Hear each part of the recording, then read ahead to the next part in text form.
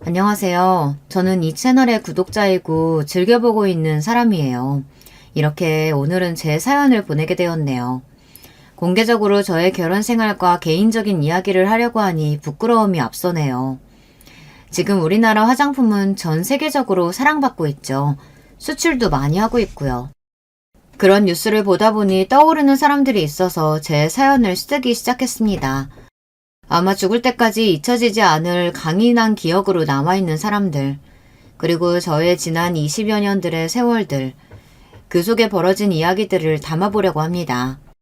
제가 학교를 다닐 적 학기 초마다 가정환경조사서라는 것을 작성했어요.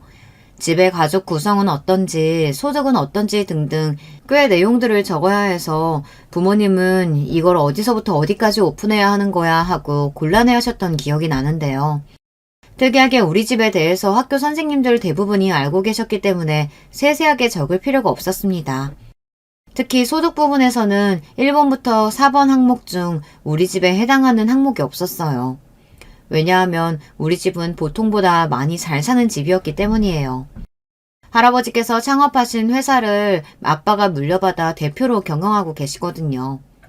화학공업 분야의 회사인데 매출 규모가 천억대니까 꽤 큰 회사라고 볼 수 있겠네요. 아주 어렸을 때에는 할아버지와 함께 평창동의 큰 집에서 모두 같이 살았어요. 그 시절 로이라는 이름의 대형견과 같이 마당을 뛰어놀던 기억이 생생해요.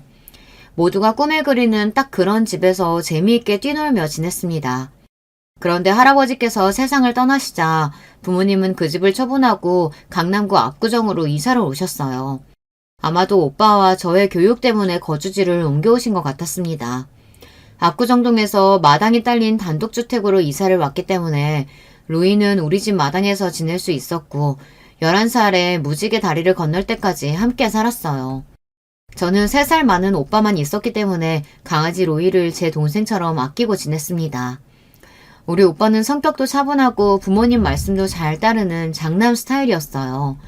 아빠가 이미 큰 회사를 경영하고 계셨기 때문에 오빠가 아빠의 뒤를 이어 회사 경영에 나서지 않을까 하고 막연하게 생각했어요. 우리 엄마도 가끔 오빠를 장난으로 우리 예비 사장님 하고 부르셨으니까요. 그렇게 집안 분위기는 자연스럽게 오빠를 차기 회사 대표감으로 생각했고 오빠는 그런 기대에 부응하기 위해 공부를 열심히 하는 학생이었습니다. 심심했던 저는 어릴 때 오빠에게 놀아 달라고 졸랐지만 오빠가 저를 놀아준 적은 한 10살 때쯤이 마지막이었던 것 같아요. 늘 책상에 앉아서 공부하는 뒷모습이 오빠에 대한 어릴 적 기억 대부분이었죠. 오빠는 열심히 공부하던 끝에 고려대학교 경영학과에 입학했습니다. 하지만 대학교에 가서부터 오빠는 사람이 달라졌어요. 매일같이 밤늦게 만취해서 집에 들어오고 말투도 짜증이 가득해졌어요. 청소년기에도 안 하던 반항을 부리고 가끔 하루 이틀씩은 외박도 했어요. 아마 부모님은 뭐 하나 부족함 없이 잘 살아온 오빠의 뒤늦은 반항이 이해되지 않았을 것 같아요. 말 잘 듣던 장남이 갑자기 돌변하니 얼마나 걱정되고 심려가 되셨겠어요. 하지만 언젠가는 제자리로 돌아오겠거니 하며 오빠를 믿고 기다려주셨어요. 그리고 오빠가 대학교 3학년이 되니 부모님께 솔직하게 고백했습니다. 아버지, 사실 저는 어려서부터 다른 꿈을 갖고 있었어요. 그동안 제가 회사 경영을 맡아서 할 거라는 기대를 갖고 계신 걸 알기에 차마 말씀을 드리지 못하고 제 마음을 모른 척 살아왔습니다. 하지만 더 이상 저는 버티기 어려워요. 아무리 경영을 공부해본들 머릿속에 들어오지도 않거니와 제 학점을 좀 보세요. 이렇게 점수가 바닥을 기어다닐 만큼 저는 경영학과에 맞지 않습니다. 이런 제가 아빠의 회사를 어떻게 맡을 수 있겠어요? 저는 제 그릇을 잘 알고 있어요. 차라리 저보다 동생인 윤미가 더 적합할 수도 있겠습니다. 오빠의 말에 저는 깜짝 놀랐어요. 제가 회사 경영을 한다는 생각을 해보지도 않았어요. 듣고 계시던 아빠는 크게 한숨을 쉬고 물어보셨습니다. 그럼 윤성이 네가 그렇게 하고 싶다는 일이 뭐냐? 네, 저는 작곡가가 되고 싶습니다. 혼자서 작곡 연습도 열심히 해서 관련 공부도 해왔어요. 이제 유학을 가보려고 해요. 그저 취미로 하는 게 아니라 제대로 작곡가의 길을 가고 싶어요. 그 뒤로 오빠는 부모님과 상의한 끝에 작곡 공부를 하기 위해 영국 유학을 떠났습니다. 그렇게 갑자기 오빠의 진로가 바뀌었고 믿고 있던 경영 후계자가 없어졌으니 엄마의 걱정은 크셨습니다. 아빠는 내가 아직 젊고 건강하니 힘 닿는 데까지 회사를 운영하면 되겠지라고 하시며 담담하게 받아들이셨어요. 그런가 하면 저는 기자가 되고 싶어서 언론 홍보학과를 전공했습니다. 그리고 대학교를 다니다가 우연한 기회로 대기업에서 인턴 경험을 쌓게 되었어요. 이를 계기로 졸업 후 어떤 회사의 영업 마케팅 부서에 취직하게 되었습니다. 제 계획과 다른 일이었지만 회사 일은 생각보다 재미있었어요. 저는 열정을 갖고 일하는 신입사원으로 눈도장을 찍혀 회사에 촉망받는 인재상까지 받으며 회사에서 성공 가도를 달리고 있었죠. 제가 다니는 회사는 IT 분야의 성장세를 타고 있는 대기업이었고 아빠의 회사는 화학 분야 중견기업이었지만 기업의 생리란 매한가지니까요. 자주 아빠와 회사 일에 대한 이야기를 나누며 조언을 듣게 되고 직원 입장이 아니라 오너의 입장에서 바라보는 안목도 키울 수 있었습니다. 아마 그래서 회사에서 저를 좋게 더욱 평가해 주셨던 것 같아요. 보통 제 나이의 젊은 여자들은 한참 연애에 목을 맸지만 저는 왠지 연애에 별로 관심이 가지 않았어요. 주변에 있는 남자들 모두 제 눈에 차는 남자도 없었고요. 이런 저를 두고 엄마는 걱정이 크셨습니다. 멀쩡한 여자애가 벌써 20대 중반인데 연애도 못해서야. 차라리 우리가 아는 집안의 자제와 선을 보는 건 어떻겠니? 엄마, 제가 나이가 많은 것도 아니고 아직 선 보는 건 내키지 않아요. 언젠가는 저도 눈에 콩깍지 씌이는 날이 오겠죠. 그러던 어느 날 엄마와 저는 아빠 회사의 창립 기념일 행사에 참석해야 했습니다. 저는 아빠를 누구보다 존경하고 있지만 아빠 회사 일에 관심이 없었기 때문에 창립 기념일 행사가 부담스러웠어요. 그렇다고 아빠 말씀을 거역할 명분도 없었기에 살짝 참석했다가 눈치 봐서 나와야지 생각했어요. 엄마는 행사에 입고 갈 이브닝 드레스를 맞추기 위해 저를 청담동 샵에 데려가셨죠. 그렇게 맞춘 드레스를 입고 전문가가 집에 와서 헤어 스타일링과 화장까지 해준 것을 받고 나서야 아빠 회사에 갔습니다. 부모님은 창립 기념일 행사로 만면에 미소를 띄우시며 기분이 좋아 보이셨고 여기저기 인사를 하느라 바쁘셨습니다. 저도 쫓아다니면서 여러 사람들과 인사를 나눈 뒤 이제 집에 가야겠다고 생각하고 벌떡 일어났어요. 그런데 그때 어떤 남자분과 부딪혔습니다. 이런 괜찮으세요? 죄송합니다. 부딪힌 남자를 보니 키도 훤칠하고 인상이 좋은, 아니 정확히 말하면 날카롭게 잘생긴 미남이었습니다. 게다가 제 나이 또래로 젊어 보였어요. 네, 괜찮아요. 그쪽도 괜찮으신 거죠? 저랑 턱이 부딪히신 것 같은데요. 심하게 아프긴 한데 저와 같이 와인 한잔 할 기회 주시면 괜찮아질 것 같네요. 그리고 절 보며 싱긋 웃는 이 남자가 퍽 마음에 들어왔습니다. 그래서 우리는 함께 이런저런 이야기를 나누면서 즐거운 시간을 보냈어요. 자네 왔구만. 아니 어떻게 우리 딸과 아는 사이였어? 아닙니다. 방금 우연한 기회로 만나서 대화 중이었어요. 몰랐는데 여성분이 기품이 느껴지고 귀티가 난다 했더니 역시 대표님 따님이셨군요. 그 남자의 이름은 김은광으로 저보다 2살 많았지만 자신의 아버지가 세운 회사를 물려받아 대표로 있는 젊은 경영인이었습니다. 1년에 한 번씩 전국의 경영인들이 모이는 큰 포럼이 있는데 주로 중견기업과 중소기업의 대표들이 참석하는 자리입니다. 그곳에서 아빠는 기조연설을 한 적이 있었고 은가 씨는 아빠의 팬이라 찾아와서 책에 사인을 받고 아빠와 가끔 만나고 싶다고 적극적으로 나선 겁니다. 젊고 패기 있는 은광 씨를 아빠는 흡족하게 보았어요. 그리고 이번 창립 기념일 행사에 초대까지 하신 겁니다. 은광 씨가 경영하고 있는 코스비라는 회사는 약 200억 원의 자산 규모를 갖는 매출액은 50억 정도인 중소기업입니다. 건강기능식품과 화장품부터 시계에 이르기까지 다양한 제품을 유통하는 회사였습니다. 시계는 원래 없었는데 은광 씨 본인이 맡으면서 추가한 사업 부분으로 명품 시계를 워낙 좋아해서 사업성이 없어도 시작한 것 같았습니다. 나중에 알게 된 사실이지만 창립 기념행사에서 은광 씨는 사실 제가 우리 아빠의 딸이라는 사실을 알고 만난 거였어요. 자기가 존경하는 기업인의 딸이어서 저에게 호기심이 생겼다나요. 이렇게 솔직하게 털어놓으면서 우리는 호감을 가지고 자주 만나면서 남녀로서 급속도로 가까워졌습니다. 우리의 사랑이 금세 뜨거워져서일까요? 은광 씨는 만난 지 1달 만에 제게 청혼을 하는 것입니다. 난 이제 결혼해서 안정된 가정을 이루고 싶은 사람이야. 윤미 씨 말고 다른 여자를 내 아내로 생각해 본 적 없어. 그래서 좀 서둘러서 윤미 씨와 결혼하고 싶어. 나를 받아들여 줄 수 있겠어? 저도 은광 씨를 너무 사랑했기 때문에 결혼을 미룰 수가 없었습니다. 그리고 부모님께 은광 씨와 교제하고 있고 결혼을 하고 싶다고 말씀을 드렸어요. 갑자기 결혼이라니 예상치 못한 부모님은 많은 것을 우려하셨어요. 일단 사람을 좀 더 진득하게 잘 알아보고 만나야 한다. 감정적으로 조급하게 결혼하면 탈이 날 수도 있다 등등. 하지만 여러분도 겪어봐서 아시잖아요. 이미 사랑에 빠져버리면 이성이 마비되어버리고 부모님의 말씀이 맞지만 그 당시 제 귀에는 들어오지 않았습니다. 그래서 어쩔 수 없이 우리 부모님도 제 결혼을 승낙하고 마셨어요. 은강 씨 아버님은 몇 해 전에 작고하셨고 지금은 어머님 혼자 계시다고 합니다. 그리고 은광 씨의 어머님이 저를 만나기 전부터 제 배경을 들으시고 이미 결혼을 승낙하셨다고 해요. 이미 허락도 하셨다고 하니 좀 가벼워진 기분으로 은광 씨 어머님을 뵈러 은광 씨네 집에 가게 되었어요. 저를 반갑게 맞이하신 은광 씨 어머님은 응접실에 앉아서 저를 옆에 앉혀두고 우리 집안과 회사에 대해 이것저것 물어오셨습니다. 아가씨네 아버지 회사는 네이키드로 알고 있어요. 돌아가신 우리 회장님도 참 좋은 기업이라고 칭찬하는 것도 들었었고 말이야. 그 집 여식이라니 정말 반갑네요. 네, 이렇게 알아봐 주시고 환대해 주셔서 정말 감사합니다. 그래, 우리 은강이랑 결혼하고 나면 본가에서 같이 사는 건 어떤가? 이렇게 말씀드리면 되바라졌다고 느끼실지 모르겠으나 저는 다른 부유한 집안 여성들처럼 교육받고 자라지 않았습니다.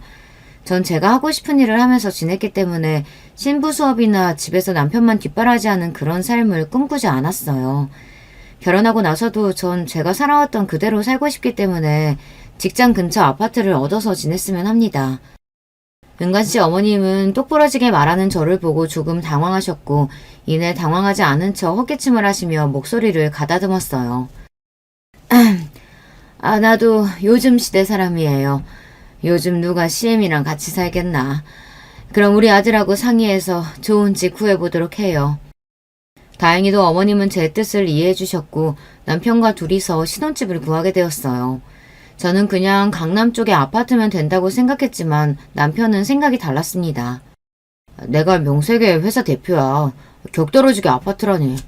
원래 대표들은 전통적인 부촌 동네, 한남동, 성북동, 평창동 이런 단독주택에 살아야 한다고. 나도 알긴 하지만 그 정도의 집을 은광 씨는 마련할 자신이 있어요? 아니, 나 혼자서는 지금은 어렵고 윤미 씨 집에서 좀 보태주실 수도 있지 않을까? 저는 그저 일반적인 직장인이고 우리 부부 둘이서만 살 건데 그런 큰 단독주택이 적당하지 않다고 생각했어요. 좋은 집에서 살면 물론 좋겠지만 그런 곳은 100억도 넘는 고가인데 아무리 남편이 회사 대표라고 해도 그런 집을 쉽게 사기는 어려울 것입니다. 회사 자본금이 고작 200억 원인데 100억짜리 집이라니 형편에 넘치죠. 그렇다고 우리 부모님 돈을 받아서 그런 집을 장만한다는 것이 참... 남편을 설득해서 정원이 딸린 고급 빌라 쪽으로 마음을 돌렸습니다. 서로가 한 발씩 양보해서 협의를 한 거죠. 하지만 남편은 자신이 그리던 집이 미련이 남았는지 그 뒤로도 두고두고 이사를 가고 싶어 했습니다. 그런 남편에게 저는 이야기했어요. 당신 회사가 매출 1000억 찍으면 그때 우리 이사 가요. 라고요.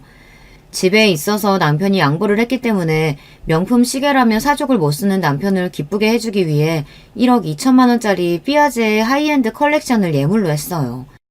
남편은 저에게 어떤 시계나 보석을 원하냐고 했지만 사실 저는 그런 명품에 별 관심이 없거든요. 그럼 저에게 예물 줄 돈으로 아프리카 난민 후원금 보내주세요. 기부자는 내 이름으로 해서. 이렇게 말하는 저를 정말 의아하다는 듯이 남편은 쳐다봤습니다.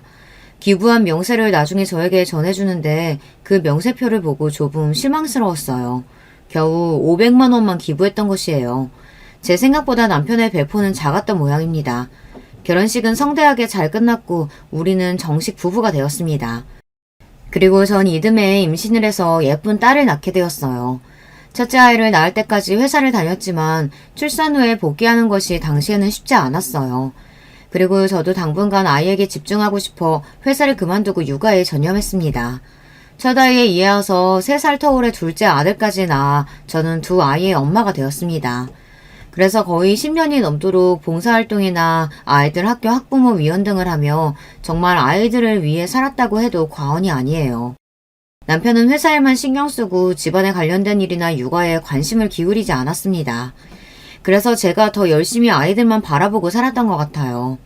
하지만 제 안에는 일에 대한 열정이 꿈틀대기 시작했습니다. 큰아이가 초등학교 고학년이 되고 슬슬 아이들에게 드는 품이 적어지면서 다시 일을 하고 싶어졌어요. 그렇게 구직을 알아보다가 옛 회사 동료분이 재택 알바 자리를 구해주셨어요. 제가 해왔던 마케팅과 기획 보고서를 작성하고 검토하는 일로 전문성을 요구하고 일의 강도가 세긴 했지만 잘만 하면 하루에 너댓 시간만 할 수 있으니 마음에 들었어요. 그렇다면 초등학생인 우리 아이들을 육아하면서도 일을 병행할 수 있을 것 같았죠. 한 달에 120만 원 정도 월급을 받는 조건이라 사실 돈 때문에 일을 하게 된 것은 아니에요. 그 정도의 돈이 없어도 사는데 지장이 없었으니까요. 하지만 전 꼭 그 일을 하고 싶어서 시작하게 되었습니다. 막상 다시 일을 시작하니 재밌기도 하고 사회생활을 다시 한다는 기분이 느껴져 행복했습니다. 그러다가 제가 일하는 회사가 급성장해서 대표님이 저에게 정직원을 제안하셨어요. 제가 일을 맡은 지 10개월 만에 말이에요. 제 능력을 인정받았다는 생각에 울컥하는 기쁨과 대표님께 고마운 마음이었습니다. 하지만 아직 초등학교 2학년인 아들이 눈에 밟혀 출퇴근하는 일이 고민되었습니다. 게다가 남편은 제가 일을 하는 것을 반대했어요. 꼴랑 200만 원 번다고 애들 내팽개치고 유부녀가 뭐하는 짓이냐며 시모는 저에게 혀를 끌끌 차댔죠. 고민하던 끝에 전 우리 아빠와 이 일을 상의하기로 했어요. 아빠라서가 아니라 회사 대표 입장에서 윤미 너는 충분히 능력 있는 인재다. 10년 넘게 애들한테 공 썼으면 이제 네 캐리어 위에 투자해도 좋지 않겠어? 너는 아마 일하지 않고는 못 살 것 같은데 어떠냐? 아빠가 정확히 보셨어요. 저 일하고 나서야 살아있다는 기분 느끼고 있어요. 돈을 떠나서 저 정말 일하고 싶어요. 그렇다면 네 가슴이 시키는 대로 하는 게 좋겠구나. 그리고 나도 내 딸이 다시 자신의 일을 한다는 것이 아빠로서 몹시 기쁘고 자기 일을 갖고 있다는 것은 충분히 가치 있는 일이니까 말이야. 1,000억 원대의 회사 대표인 아빠도 제가 일하는 것을 지지해 주시니 전 더 힘을 내서 정직원 자리를 수락하기로 마음먹었습니다. 이렇게 저는 회사를 다니면서 제대로 일을 하게 되었어요.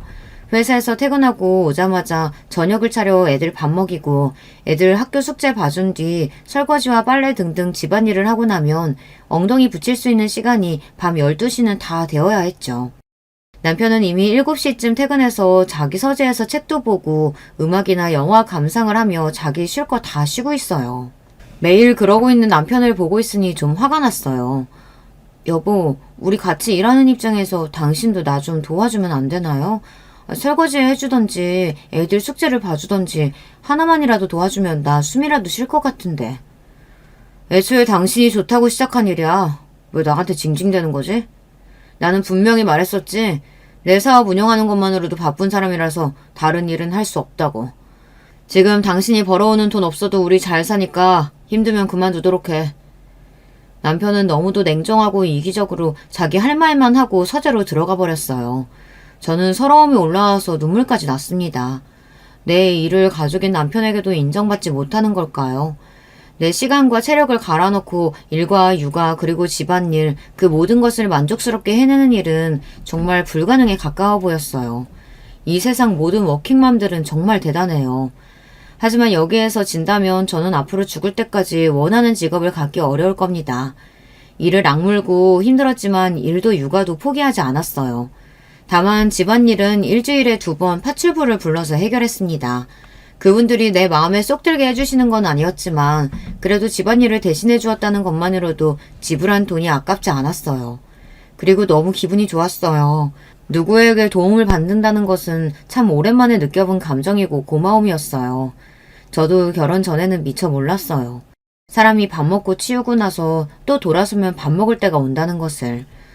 청소를 하루 이틀만 안 해도 그렇게 새까맣게 먼지가 쌓이는지, 사람이 사는 공간에 들이는 품이 얼마나 많은지 다 우리 친정엄마가 또 도우미 이모님이 해주셨으니까요.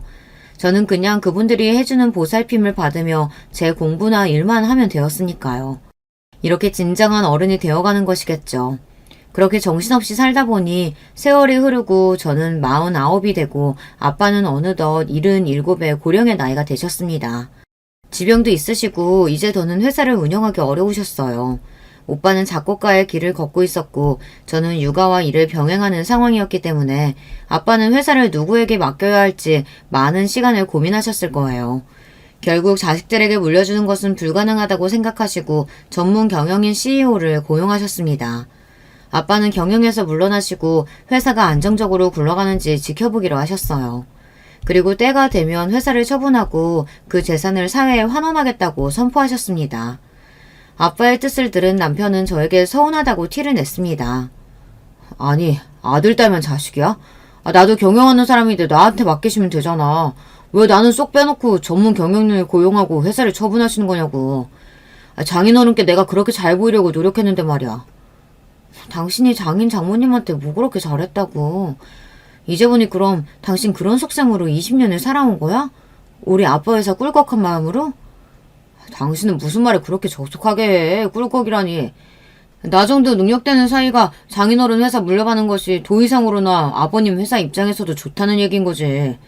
애초에 당신이 장인어른의 뒷배가 없었다면 나 정도 되는 남자랑 결혼이나 할 수 있었겠어? 당신이 빼어나게 미모가 있기를 해. 아니면 능력이 출중하기래. 그냥 평범한 수준 아닌가. 이렇게 남편은 제 자존감을 뭉개버릴 만큼 깎아내리기까지 했어요. 우리 아빠에 대한 서운함은 뒤로 하고라도 그런 이유로 나와 결혼한 거라니. 자존심이 상하고 이렇게 바닥을 드러낸 남편이 꼴도 보기 싫었습니다. 그래서 그날로 각방을 쓰기 시작했어요. 그런데 이 남자는 그런 저에게 아랑곳하지도 않고 잘 먹고 잘 지내더군요. 아예 자기 서재에 침대 하나를 들여서는 그곳이 자신의 침실이고 아지트가 되었어요. 자기 서재에 콕 박혀서 잘 나오지도 않았고요. 집에서 마주쳐도 우리는 서로 눈길 한번 주지 않는 사이가 되어버렸어요. 어쩌다가 우리 부부는 이렇게 된 걸까요? 제가 사랑했던 남자는 갈수록 탐욕으로 가득 차고 자기만 아는 지독한 이기주의자가 되어버렸어요. 그리고 시모도 자기 아들에게서 우리 아빠의 소식을 들었는지 더 대놓고 저를 못살게 굴었습니다. 장차 큰 기업가가 될 우리 아들 식사는 제때 챙기고 있는지, 건강관리는 어떻게 하고 있는지 살핀다며 저에게 하루가 멀다 하고 전화해서 잔소리를 했어요. 나이도 50이 다 된 너한테 남편 말고 뭐가 있니? 애들도 이제 곧 졸업하면 다 컸다고 부모 중한 줄 알 줄 아니? 내 아들이 잘 돼야 너도 사장 사모님 소리 듣고 사는 거라고. 하늘같이 모셔, 응? 괜히 일한다고 내 아들 살피는 일 소홀하다는 얘기 들려만 봐주. 내가 당장 니네 집으로 쫓아간다, 응? 당신 아들은 원래도 까탈스럽고 자기 몸 엄청 아끼는 사람이라 시모 잔소리가 아니어도 전 남편 뒷바라지에 온 신경을 다 써야 했습니다. 아침 6시 반이면 러닝하러 나가는 남편보다 일찍 일어나서 런닝복을 옷걸이에 걸어놓고 오가피 달인 물도 텀블러에 담아놔야 합니다. 그리고 남편은 유기농 채소와 드레싱으로 이루어진 샐러드와 소등심 구이, 닭가슴살을 식사로 하고 비트와 케일 등을 넣고 갈아 만든 클렌저 주스와 갓 내린 아메리카노 커피를 곁들여서 어디 호텔 조식 부럽지 않은 아침을 먹어야 합니다. 늘 출근 정장도 미리 챙겨놔야 하는데 그건 괜찮습니다. 하지만 제가 화가 나는 부분은 자기 기분이 언짢은 날이면 저에게 그 감정을 푼답시고 하는 말입니다. 에휴, 당신은 언제쯤 패션 감각 생길 건데? 오늘 저녁에 중요한 경영인 모임이 있다고 했는데 이 넥타이 색상이 맞기나 해. 거기 오는 사람들이 다 얼마나 패션을 멋들어지게 해서 오는데 잘 모르면 어디 가서 좀 배워라도 오라고. 말이 경영인 모임이지 사실 회사 하나 갖고 있는 남자들끼리 모여서 술 먹고 노는 자리예요. 그들이 경영하는 회사라는 것도 겨우 매출 몇십억 정도로 자기 부모에게 물려받은 사람이 대부분이고요. 우리 아빠처럼 자수성가해서 세운 천억대의 기업과는 비견될 수 없었죠. 겉멋만 들었으니 너는 무슨 브랜드 입냐, 어디 거가 좋다더라 이런 가벼운 얘기들만 나누다 오는 모양입니다. 하지만 전 할 말이 없죠. 제 항목이 그 정도라 부모님 반대를 물리치고 한 결혼이니 제가 감당해야 하는 일이니까요. 표독스럽고 욕심 많은 시모의 유전자는 남편에게도 있었던 모양입니다. 그것을 잘 포장하고 감추었을 뿐. 남편이 아빠를 대하는 태도는 180도 바뀌었어요. 이제 경영에서 물러나신 우리 아빠는 뒷방 늙은이 취급하고 아예 발길도 끊고 생신 때에 축하 선물만 비서통해서 보내고 찾아뵙지도 않았습니다. 통찰력 있는 아빠는 자기 사이가 이렇게 행동이 바뀐 것을 못 알아챘을 리 없을 텐데 얼마나 서운해하실까요? 제가 다 죄송스러웠습니다. 한편 남편의 회사에서 새로 출시한 색조 화장품 브랜드가 있었어요. 원래 2021년에 홈쇼핑 유통 채널에 런칭한 브랜드였으나 그 이후 젊은 층을 타겟으로 컬러 메이크업 브랜드로 변경하여 재런칭했죠. 출시와 동시에 연일 뜨거운 고객 반응이 왔고 그중 어떤 립 제품은 출시 한 달 만에 초도량이 전량 품절되고 재차 오더가 들어갈 정도로 대박을 친 거예요. 남편은 이 반응 호조를 아시아 전역으로 확장하고 싶어 했어요. 그리고 본격적으로 해외 시장을 목표로 전개해 나갈 계획을 갖고 있었습니다. 이 때문에 머리에 원형 탈모가 올 정도로 고심하고 있는 남편을 돕고 싶었습니다.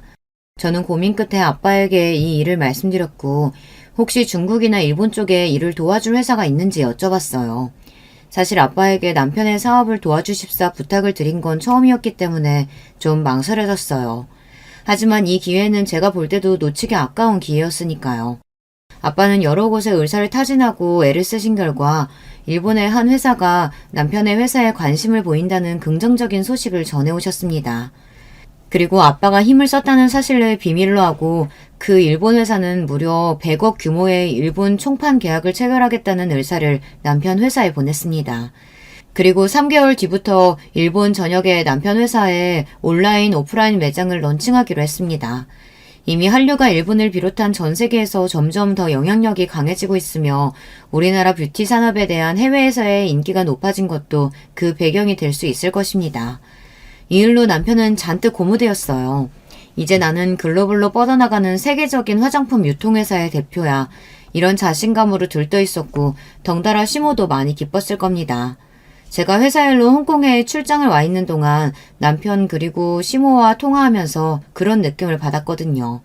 남편도 시모도 이 큰 계약건에 대해 저에게 이야기하지 않았지만 기분이 아주 업되어 있다는 건 저까지 기분이 좋아졌습니다. 제가 아빠에게 부탁드려서 성사된 계약이라는 사실을 굳이 거기에 얘기하고 싶지 않았어요. 이렇게 가족들이 아주 기뻐하고 있었으니 이것만으로도 저는 내심 좋았습니다. 그렇지만 그들을 가족으로 여기고 잘해주었던 것은 그저 저 혼자만의 마음이었어요. 바로 그때 남편과 시모는 저와 다른 마음을 먹고 있었던 거예요. 제가 한국으로 귀국해서 집에 돌아오던 그날에서야 그것을 알게 된 거죠. 어쩐 일인지 미리 연락도 없이 공항에 남편이 저를 마중 나와 있었어요. 여보, 나 마중 나와준 거야? 너무 기분 좋다. 당신이랑 갈 데 있어서 데리러 왔어. 일단 차에 타자. 그리고 남편은 운전기사에게 시댁에 있는 한남동에 가자고 했어요. 갑자기 시댁에는 왜? 어머니께 무슨 일 있으신 거예요? 엄마가 당신하고 나한테 할 말이 있으시대. 그런가 보다 하고 있는데 왠지 남편은 조금 긴장하고 딱딱한 태도로 앉아 있었어요. 그때부터 조금씩 이상한 예감이 들었습니다. 분명 큰 계약을 성사하고 잔뜩 기분이 들떠 있어야 맞는데 왜 나에게 그 이야기를 한 번도 꺼내지 않는 걸까? 그리고 무슨 큰일을 앞두고 있는 사람처럼 긴장하며 시댁에 가고 있는 걸까? 이윽고 시댁에 도착해서 집에 들어가니 시모는 소파에 앉아서 저희를 기다리고 있었습니다. 어머님, 저 홍콩에 출장 다녀왔어요. 잘 지내셨죠? 그래, 할 얘기 있으니 여기 앉아봐라. 무슨 얘기길래 어머님도 잔뜩 긴장해 있는 건지 궁금해하며 자리에 앉았는데 어머님은 입을 떼기 시작했죠. 그리고 10분도 되지 않아서 저는 눈물바람으로 시댁에서 나오게 되었습니다. 엄청난 분노와 상실감을 안고서 말이죠. 내가 그동안 하진애미에 대해 참 불만이 많았어. 우리 아들과 격이 맞지 않는다는 점도 그렇고 저번에 너희 아버지 경영 정리하실 때도 말이다. 사위랑 우리 집을 무시해도 유분수지. 왜 우리 아들한테 회사 물려주지 않고 멋대로 회사를 처분하려고 하시는 거지 말이야. 어머님, 그건 말씀이 지나치시네요. 그 회사는 우리 아버지 거고 어머님이나 남편이 참견할 일도 아니라고 생각합니다. 이것 좀 봐라. 아주 기고만장한 년 같으니라고. 뭐라고 하셨어요? 지금 년이요? 시몬은 이제 자기의 속내를 저에게 투명하게 드러내기 시작했습니다. 고상한 척 어쩌고 하더니 저에게 욕부터 하기 시작했어요. 그동안은 천억대 회사 대표로 있는 아버지 딸이고 해서 내가 아주 많이 참고 살았다만 뭐 이제 너희 아버지가 유산도 자식들에게 안 물려주고 사회에 환원한다지? 무슨 재벌 대기업이라 되는 듯 쇼는 노블리스 오블리제? 뭐 그럼 넌 이제 끈떨어진 갓신세야. 우리 은광이랑 나는 마음 정했다. 너는 그 길로 짐 싸서 집에서 나가주면 좋겠구나. 금방 이혼 협의 서류 보낼 테니까 거기에 사인이나 똑바로 해서 보내거라. 청천벽력 같은 소리를 들은 저는 이해가 가질 않아 놀란 눈으로 남편과 시모를 번갈아 보았습니다. 지금까지 잠자코 있던 남편은 저에게 아주 냉담한 얼굴을 하고 말했어요. 엄마 말씀 그대로야. 우리 회사도 잘 나가는 마당에 내가 왜 당신 같은 여자랑 계속 살아야 하지? 내가 지금까지 살면서 당신한테 무슨 잘못했어요? 바람을 피웠나요? 재산을 못 모았나요? 나는 애들도 둘이나 낳고 지금껏 저렇게 잘 키웠어요. 게다가 결혼할 때 내가 당신보다 더 많은 돈을 들고 왔고요. 그런데 왜 내가 뭘 잘못했다고... 전 믿을 수가 없었죠. 얘가 이렇게 멍청하다니까. 말귀를 못 알아먹어. 내가 아주 자세히 설명해주지. 우리 회사가 일본에서까지 진출해서 100억이다 되는 계약을 따냈어. 어디 그뿐이겠니? 앞으로 미국이든 유럽이든 아주 쭉쭉 나가서 대기업이 되겠지. 그렇게 앞길 창창한 내 아들이 계속 너 같은 별 볼 일 없는 여자를 옆에 두면 성공하겠니? 더 빵빵한 집안 여자 들이던지 해야겠지. 전 이제야 조금씩 이해가 갔습니다. 그러니까 100억 계약으로 이들은 금방이라도 대기업이 될 것 같은 희망으로 저를 내치고 더 좋은 조건의 여자를 새로 맡겠다는 속셈이었죠. 너무 억울하고 원통했습니다. 사람들이 이렇게 은혜도 모르고 바로 얼굴을 바꿔서 배신할 수 있는 걸까요? 할 말이 참 많았지만 저는 금방이라도 그들 앞에서 눈물을 보일 것만 같아 그대로 나와버렸습니다. 나가는 저를 보고 하하호하 웃고 있는 남편과 시모를 뒤로 한 채 말이죠. 시댁을 나와서부터 저는 미친 여자처럼 한참을 걸어다녔어요. 가슴이 터질 것 같았고 머리는 지끈거려서 어디에 가만히 있기가 힘들었어요. 그렇게 정처 없이 한강 쪽으로 걷다 보니 저의 지난 세월이 보였습니다. 눈에 콩깍지가 씌어서 남자 하나 바라보고 결혼했다가 제 젊은 시간들은 이제 다 지나가 버렸네요. 허망한 마음뿐이었습니다. 너무 괴롭고 억울해서 한강물에 뛰어들까 하는 바보 같은 생각도 잠깐 했죠. 그렇지만 내가 왜? 저 나쁜 남편과 시모가 아니라 왜 죄 없는 내가 죽어야 하지? 그리고 우리 애들은 어쩌고. 저렇게 썩어빠진 인성을 가진 아비와 할머니 밑에서 우리 애들이 무엇을 배우고 또 새어머니 밑에서 얼마나 구박을 받겠어요. 저는 아이들을 생각해서라도 힘을 내어 싸워보기로 마음을 먹었습니다. 저와 함께 남편과 시모를 응징해줄 수 있는 사람은 단 한 사람, 바로 우리 아빠였습니다. 저는 택시를 잡아타고 친정집으로 갔습니다. 갑자기 연락도 없이 온 저를 보고 엄마는 반가워했어요. 하지만 이내 제 모습과 표정을 보고 어떤 사단이 났다는 직감이 드셨는지 걱정하기 시작하셨죠. 엄마, 아빠 어디 계세요? 나 두 분께 드릴 말씀 있어요. 아빠는 원해실에 계실 것 같아. 엄마랑 같이 가자꾸나. 원해실에서 화초를 가꾸고 계신 아빠는 저를 보고 반갑게 인사하셨어요. 하지만 전 잔뜩 굳은 얼굴로 아빠에게 긴히 드릴 말씀이 있다고 했고 우리는 거실로 옮겨와서 전 이야기를 시작했습니다. 그동안 시댁에서 겪은 이야기들, 남편이 아빠의 회사를 노렸다는 것, 그리고 얼마 전 따낸 계약 이후 시모와 작당하고 저를 내쫓겠다고 한 것까지 모두를요. 아빠의 얼굴 표정은 갈수록 굳어지고 엄마는 어머머 말도 안 돼 하며 믿기지 않는다는 듯이 놀라하셨어요. 그래서요. 전 그 집과 인연을 끊기로 결정했어요. 아빠와 엄마 생각은 어떠세요? 당연하지. 네가 어느 집안 딸인데 그런 사람들과 살게 두겠니? 아빠도 네가 이혼했으면 싶구나. 이제와 말하는 거지만 네가 처음 김서방 데려왔을 때 그 집 회사 규모가 작고 별 볼 일 없어서 반대했던 것만이 아니란다. 회사밥 먹다 보면 사람 보는 안목이라는 것이 생겨. 김서방은 젊었을 때부터 야망은 큰데 그릇은 작고 사람은 옹졸해 보이더구나. 하지만 이 정도로 형편없는 위인일 줄은. 내가 회사 정리하는 부분에서 서운함이 있을 것 같아 네 부탁받고 크게 도와주었건만 우리 덕인 줄도 모르고 자기 본색을 드러내었구나. 참 얄팍한 집안이다. 두 번 생각할 것 없다. 너는 당장 우리 회사 법무팀장 변호사 연결해 줄 테니까 김서방하고 이혼 준비해라. 이 아비는 다른 방식의 응징을 고민해보마. 아빠는 이 말씀을 하시면서 분이 풀리지 않으신지 소나기로 무릎을 꾹 잡고 계셨죠. 어찌나 셌던지 부들부들 떨리는 것이 눈에 보일 정도였어요. 저 두 분께 정말 잘못했습니다. 제가 불효녀예요.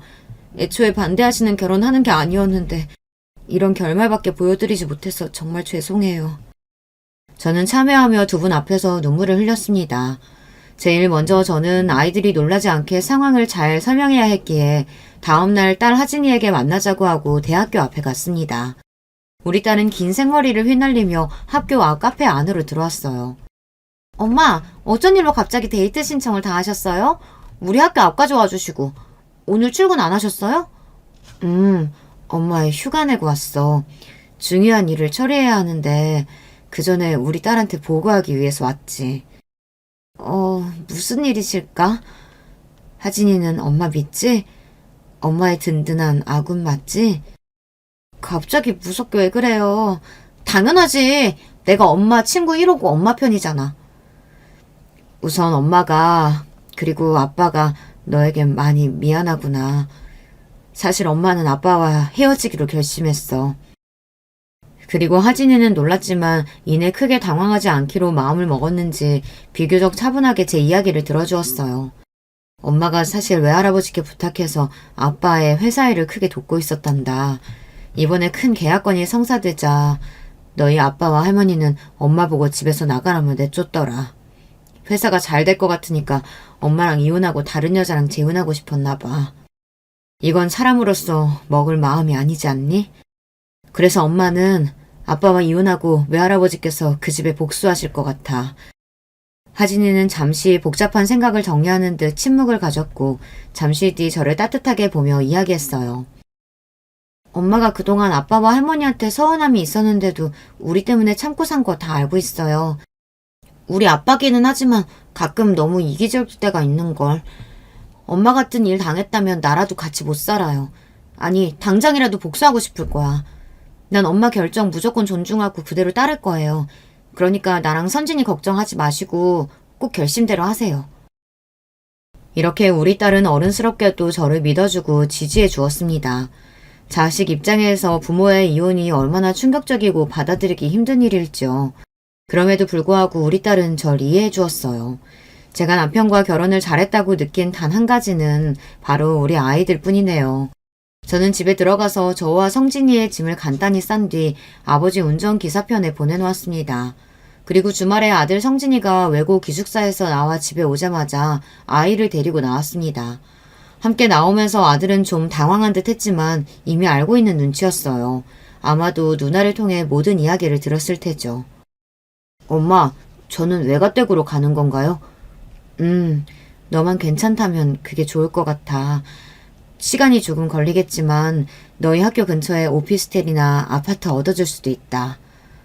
아니에요. 주말에만 지낼 집인데 그렇게까지 할 필요 없을 것 같고 전 외가댁에서 지내는 것이 좋아요. 그리고 성진아, 엄마가 할 이야기가 있는데. 성진이는 빙그레 웃으며 제 말을 막았습니다. 엄마가 무슨 말씀 하실지 저 다 알고 있어요. 누나하고 이미 같은 이야기 끝냈고요. 만약 부모님 중에 선택해야 하는 상황이라면 저도 엄마와 함께 하고 싶어요. 그러니까 엄마 꼭 이기세요. 그렇게 우리 아들 성진이도 저를 지지해주기로 했습니다. 못난 아비 어미를 이해해주는 우리 아이들에게 너무 고마울 뿐이었어요. 내 아이들만 저와 함께 있어준다면 저는 이혼도 복수도 두려울 것이 없었습니다. 저는 이제 공격적으로 남편에게 이혼 청구 소송을 진행하기로 했습니다. 첫째, 두 아이의 친권과 양육권은 제가 가져올 것. 둘째, 집과 부동산, 남편의 회사 지분을 포함한 모든 재산은 반으로 분할해서 나눌 것. 이렇게 두 가지의 조건을 내세우니 남편 쪽도 이에 응하지 않고 소송을 진행하게 되었습니다. 길고 긴 진흙탕 싸움이 되겠지만 저는 그들이 어떻게 나오든 다 받아들이고 대갚아줄 자세가 되어 있으니 두렵지 않았어요. 한편 우리 아빠는 남편 회사와 계약을 맺었던 일본 화장품 회사 대표를 만나러 직접 일본에 다녀오셨습니다. 그리고 은퇴하신 뒤 오랜만에 정재계 인사들을 만나고 다니시는 것 같아 보였어요. 저는 우리 아빠가 하시는 일은 믿을 수 있기 때문에 구체적으로 어떤 계획을 하고 계신지 구태여 여쭤보지 않았어요. 남편과 별거에서 지낸 2달이 지난 어느 날 누군가 우리 집 현관에서 다급히 벨을 눌렀습니다. 급히 찾아온 사람은 바로 남편이었습니다. 땀까지 흘려가며 다급히 저와 장인어른을 뵙겠다며 찾아온 것이었어요. 당신이 여기 무슨 일이에요? 여보, 제발 나 용서해줘. 나는 그동안 정말 몰랐어. 당신하고 장인어른이 뒤에서 우리 회사 위에 여러 가지 힘써줬던 거 말이야. 제발 이번 일도 도와주면 안 될까? 어? 전 영문을 모르겠어서 아무 말도 못하고 가만히 서 있었고 그때 헛기침을 하며 우리 아빠가 나오셨어요. 자네가 내 집에 당당히 찾아올 처지는 아닌 것 같네만 마지막이라는 마음으로 설명해주겠네. 아마 일본 회사에서 계약 파기하겠다고 나왔을 게야. 그렇지? 그리고 그 계약 맺어준 것도 깨지게 한 것도 모두 내가 한 일이라는 걸 알고 뒤늦게 알고 찾아온 걸 테고. 맞나? 네, 맞습니다, 장인어른. 제가 정말 잘못했습니다. 한 번만 용서해 주시고 그 계약 파기 막아주십시오. 그 계약 위해서 회사 자산 모든 것을 담보로 대출받고 많은 인력과 자금 투입해서 준비했습니다. 그런데 일본에 진출 며칠 앞두고 이렇게 갑자기 상황이 바뀌면 우리 회사 정말 큰일 납니다. 대출받은 은행에서는 앞다퉈서 자금 회수하려고 할 거고 투자자들은 등 돌리겠죠. 그러면 진짜 부도까지 날 수 있는 어려운 상황이에요.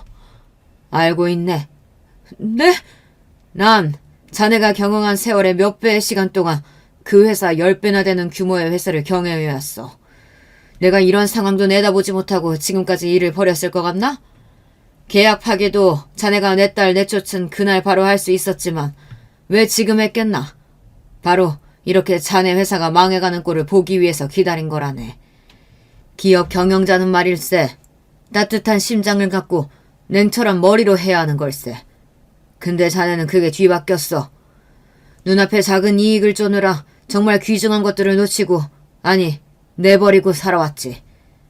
어디 우리 딸뿐이겠나? 그동안 자네와 거래해온 업체들 그리고 함께 일했던 직원들 모두 단물만 빨아먹고 버렸겠지. 지금 자네 회사의 평판은 바닥이고 아마 이렇게 어려울 때는 더더욱 그들이 적이 돼서 나타나게 되겠군. 회사가 문을 닫더라도 억울해 마시게 다 자네가 해온 업보일 걸세. 역시 우리 아빠는 대단한 분이셨어요. 모든 것은 아빠의 커다란 계획 아래 있었고 그리고 아빠의 계획대로 남편은 파멸 바로 직전에 있게 되었습니다. 아버님 아주 독하고 못된 분이시네요. 그래도 한때 가족이었고 내가 해드린 정성이 있는데 내 회사를 이렇게까지 망가뜨린다고요? 그래, 말 잘했네. 가족은 달라야 하지. 그래서 자네도 조강지처 어떻게 했는가? 자네는 자기 아이들에게 그리고 장인 장모에게 진심으로 대했냔 말이야. 남편은 처음으로 호통치는 아빠의 모습에 겁을 먹어서인지 아니면 진짜 할 말이 없는지 아무 대답도 못했습니다. 내가 우리 회사 내 혈육에게 물려주지 못하는 상황에서 자네를 왜 안 떠올렸겠는가. 하지만 난 이미 자네가 어떤 인간인지 알고 있었네. 아마 내 회사를 자네 손에 쥐어줬다면 우리 딸은 물론이고 나와 회사까지 가만 안 뒀겠지. 그리고 힘들게 일궈온 내 소중한 회사 얼마 못 가 문 닫게 만들었을 게야. 만약 회사가 승승장구할 때 가족을 소중히 여기고 고마워했다면 자네 회사는 더 잘 나갈 수 있었을 텐데 진짜 대기업까지 갈 뻔한 기회를 자네와 모친 스스로 뻥 차버린 걸세. 이 믿을 수 없는 이야기에 남편은 입이 떡 벌어져 아무 말도 못하고 넋이 나간 채로 우리 집에서 조용히 나갔습니다. 그와 같은 소용돌이가 지나고 약 1년의 시간이 흘러 지금에 왔습니다. 10여 년 동안 다니던 회사는 성장을 거듭하더니 대표님이 저에게 새로 분사한 법인의 대표 자리를 제안해서 저도 지금 회사에 경영을 하고 있습니다. 제 딸은 대학교를 잘 다니고 있고 이제 고3이 된 아들도 열심히 대입 준비를 하고 있어요. 아들은 외할아버지나 엄마와 같은 경영자가 되고 싶다며 전공도 정했습니다.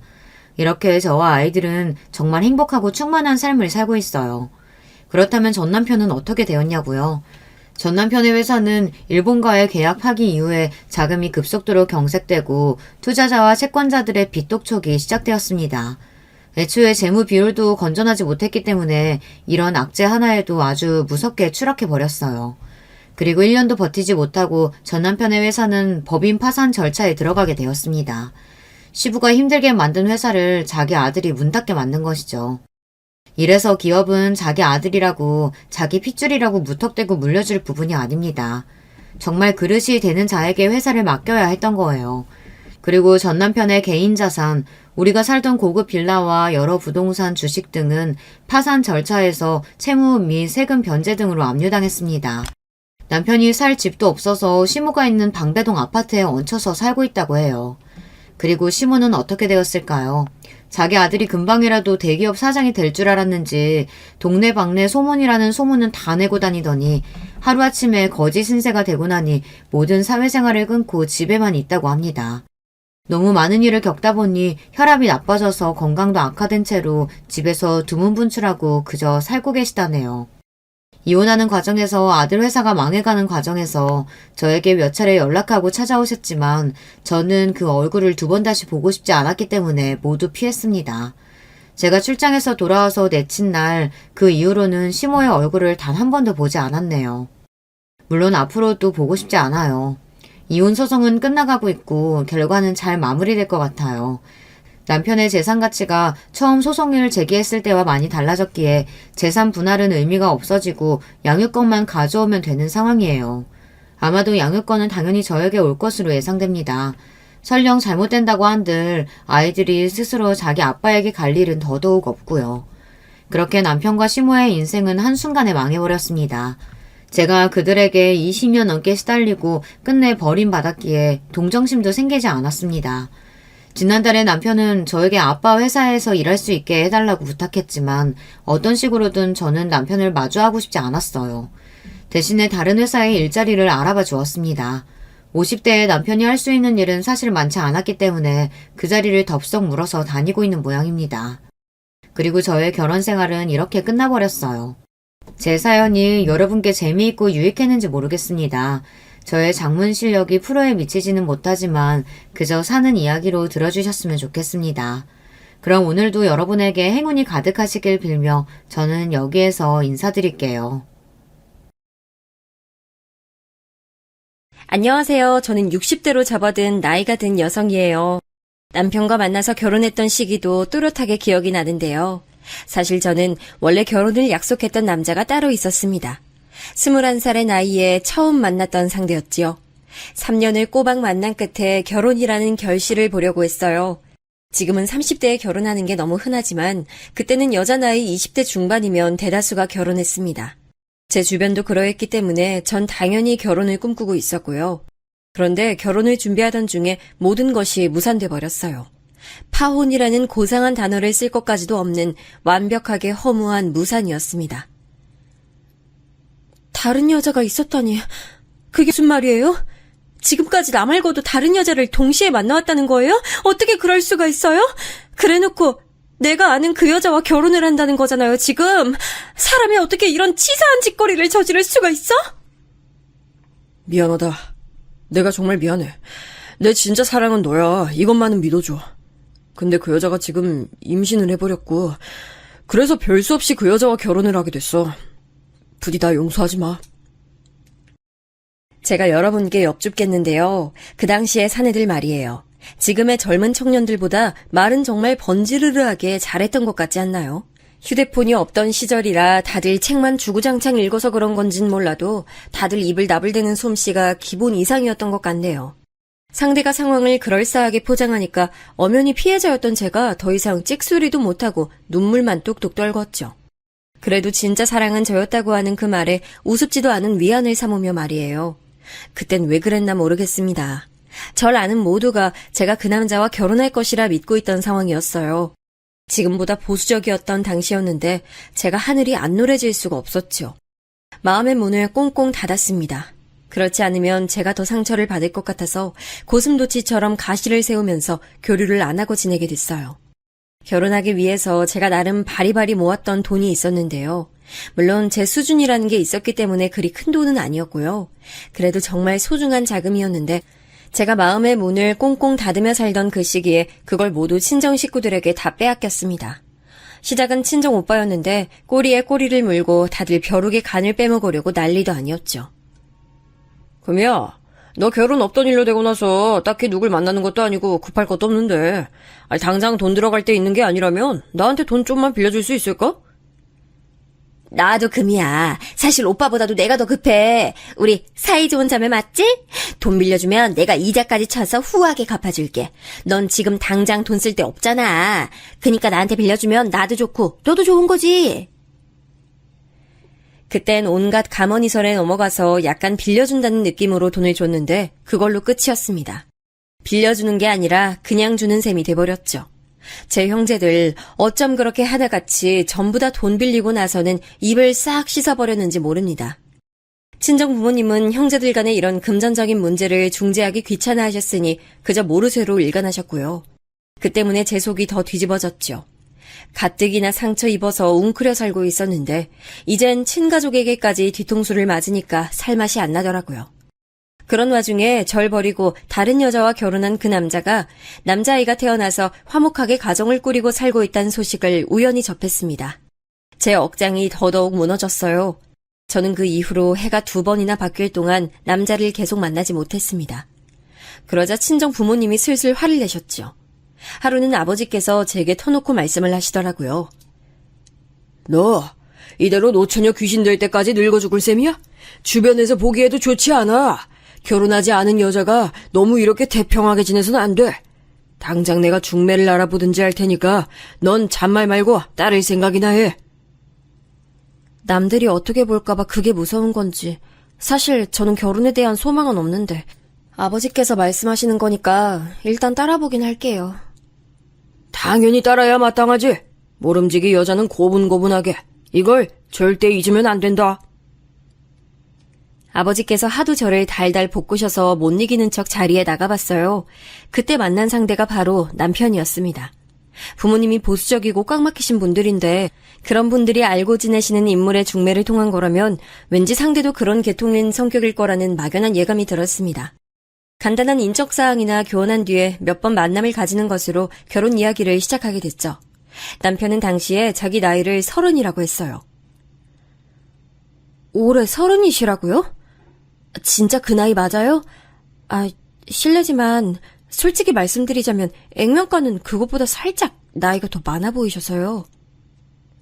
제가 나이에 비해 성숙하다는 소리를 어렸을 때부터 많이 들어봤습니다. 나이는 30살이 맞아요. 그 정도면 성숙이 아니라 노숙이라고 칭해야 할 것 같았네요. 저는 자꾸만 나이에 관한 의심이 들어서 결혼 이야기가 오가던 중에 시댁에 들르게 되었을 때 그 부분을 슬쩍 떠봤지만 시댁 사람들 전부 남편의 나이는 대략 30이라고 대답들 했어요. 이 대략이라는 표현도 수상했지요. 그러다가 예식장을 잡던 날 남편이 제게 이런 소리를 했습니다. 그동안 마음이 너무 불편했는데 이제 실토할게. 그간 나한테 괜히 실망할 것 같아서 못 밝혔는데 나 30살이 아니고 올해로 32살이야. 뭐야 오빠? 나이 많다고 내가 뭐라고 그럴까봐 나이를 깎은 거였어?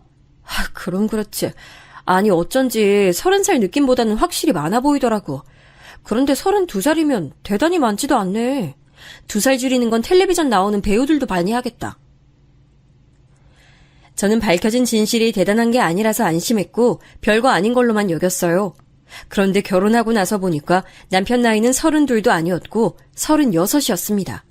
그것도 빠른 생일이라서 자기 친구들은 모두 37이었죠. 제가 서류에서 남편의 생년월일을 보고 정말 두 눈을 의심했네요. 배신감에 치가 떨렸어요. 가뜩이나 남자에게서 속고 뒤통수 맞고 이런 것에 제가 예민했는데 또 속아 넘어갔다는 것이 치욕스러웠죠.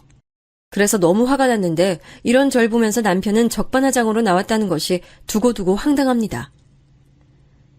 급간 나이 좀 속일 수도 있지. 그러는 넌 뭐 여자가 27씩이나 먹고도 결혼 전이었으면 창피한 줄 알고 민망한 줄 알아야지. 어디서 남자 나이를 따지고 있어? 내가 지금 대꾸를 안 하는 건 할 말이 없어서가 아니라 상대조차 하기 싫다는 의미라는 걸 오빠가 알아줬으면 좋겠다. 사람의 말문을 턱 막히게 만드는 남편의 헛소리에 저는 모든 의욕을 상실하고 말았네요. 이게 고작 결혼식을 올린 지 2주도 안 지났을 때의 일이었습니다. 남편도 그렇지만 그 시댁 어찌나 꽉 막히고 보수적이었는지 몰라요. 누가 보면 종갓집이라고 해도 믿을 것 같았어요. 남자 밥상 따로 여자 밥상 따로 무조건 나뉘어 있었고요. 여자들이 식탁 위에 진수성찬을 차려놓으면 남자들이 와서 앉아 먹었고 여자들은 밥상 하나에 바닥에 펴서 거기에다가 차려 먹었습니다. 그러다가 남자들 중에 누구 하나가 물이라고 하기라도 하면 여자들 중에 한 명이 일어나서 그 물을 떠오는 풍경이 흔했죠. 당시에도 전 이게 참 별로라고 생각했으니 요즘 시각에서 보자면 완전히 말도 안 되는 그림일 것 같네요. 누구 하나 이런 질서를 깨뜨리자고 나서는 법이 없었기 때문에 더욱 그랬던 것 같아요. 시어머니께서는 그야말로 애증의 대상이셨고요. 여자의 존엄과 가치를 낮추는 것에 집안에서도 누구보다도 활발하게 일조하셨던 시어머니께서는 제가 임신했을 시기에도 저를 어찌나 많이 못살게 구셨나 몰라요. 임신했다고 배가 불러서 무겁다는 핑계로 가만히 있기만 하면 그러다 애 낳고 나서 소 되는 거야. 게으름뱅이에 살 축 늘어진 소가 되고 싶지 않거든. 임신 유세 그만 떨고 일어나서 현관 앞에 좀 청소하고 와. 아까 보니까 먼지가 쌓였더라. 어머님, 텔레비전에서 일기예보 봤는데 내일 비가 올 것 같아요. 오늘 청소하지 말고 비 오고 나서 그친 후에 청소하면 더 좋을 것 같아서 그렇게 할게요. 얘가 인생을 날로 먹으려고 드네? 그땐 그때고 오늘은 오늘이지. 건방지게 말대꾸하지 말고 당장 청소해. 어른 말씀이 넌 우스워? 그렇게 말씀하실 때마다 당신께서는 할 일이 없으신 듯 보였어요. 굳이 인산부인 저를 시키셔야 했을까 의문이었네요. 저는 시어머니께서 왜 그렇게 못된 면모를 많이 보이셨을까 궁금하기도 했었는데 시간이 꽤 흐르고 나서 돌아보니 아마도 당신께서 겪으신 것과 보고 배우신 것을 그대로를 그저 답습하신 듯 했습니다. 당신의 그 속에 한이 어려 있었기에 그걸 그대로 물려주려 하신 거였죠. 빨래 중에서 몇 가지는 반드시 손빨래를 시키셨는데 임신한 몸으로 쭈그려 앉아 손빨래를 하려니까 정말 죽을 맛이었습니다. 그 외 잡다한 일도 거의 다 제 몫이었어요. 내가 나 처음 시집 왔을 때 당하고 살았던 거 생각하면 지금 네가 겪는 건 세 발의 피 아무것도 아니니까 행여나 엄살 떨 생각은 말어. 아 그리고 이틀 뒤 점심시간에 맞춰서 오는 거 잊으면 안 된다. 아, 네, 기억하고 있어요. 어머님 친구분들하고 그때 모임을 가지시죠? 제가 도움이 될진 모르겠지만 최선을 다해볼게요. 시어머니께서는 시어머니 면 세워주는 건 며느리의 당연한 역할이라고 보셨기 때문에 저는 그 친구분들의 앞에서 활약을 해야 했어요. 시어머니께 최대한 공손하게 굴며 충성하는 모습을 계속 보여주는 게 핵심이었습니다. 그러면 시어머니께서는 우쭐해하셨고 다른 친구분들께서는 시어머니를 몹시 부러워하시는 거였는데 제가 보기엔 연극이나 다름없었습니다.